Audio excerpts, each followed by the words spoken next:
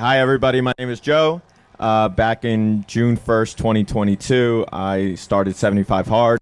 On day 50, I listened to the 1000 Day podcast, and then I decided to do 1,000 straight days of 75 Hard. Hell yeah. So back in February, we got invited out to HQ. I got to meet everybody. So yeah, my question is, usually my days start at like 3:30.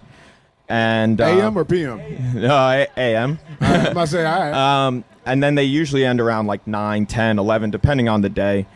And, that's been going on for years now. So I know you talked about there was a time where you had your biggest epiphany about business when you were sick with pneumonia. Yeah. I know Goggins talked about how he was massively injured before he reflected on the ultra marathons, the hell weeks, and everything else like that. So how do I go through that reflection period without going through a massive injury or a massive illness? Dude, I think those come at different times in our lives, man. I don't think it's something that we can control other than practicing the idea of, gratitude and where we're at, what we got going on, what we've accomplished. I answered this question yesterday on Drinking Bros because I thought it was interesting, but, I try not to attach myself too much to what I've done. I try to stay focused on what we're doing. When I see people fail, and I've witnessed people fail in life and business, it's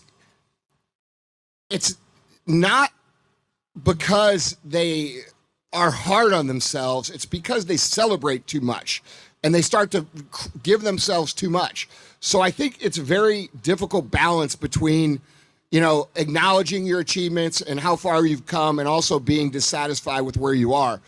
And, if you lean one way too hard, towards, I'm a piece of shit, I need to do better, that's not good. And if you go the other way too hard, you're going to lose because you're going to think you don't have any growth to have. So I personally think, as far as those times of reflecting, I don't know that you can manufacture them the way that you're asking, but I think that consistently auditing where you are and what you need to do in a very unbiased way is the best way to serve that along the time.